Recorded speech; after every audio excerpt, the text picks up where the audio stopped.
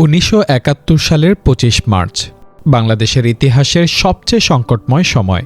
এ সময় শেখ মুজিবুর রহমান স্বাধীনতার কোনো লিখিত বা প্রচারযোগ্য ঘোষণা দেননি, এমনটাই উল্লেখ করেছেন বীর উত্তম একে খন্দকার তার গ্রন্থ ১৯৭১ ভেতরে বাইরে।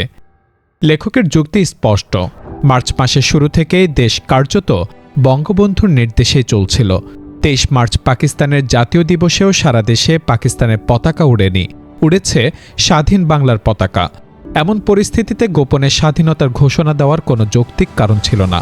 এ প্রসঙ্গে একে খন্দকার তার বইয়ে উল্লেখ করেন, ২৫ মার্চ সন্ধ্যায় তাজউদ্দিন আহমদ বঙ্গবন্ধুকে একটি খসড়া স্বাধীনতার ঘোষণা পড়ে শোনানোর অনুরোধ করেন, কিন্তু বঙ্গবন্ধু তা প্রত্যাখ্যান করেন।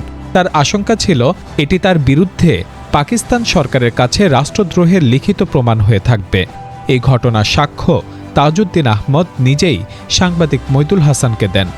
লেখকের মতে বঙ্গবন্ধুর চিরকুট, টেলিগ্রাম বা বেতারের মাধ্যমে ঘোষণার প্রচলিত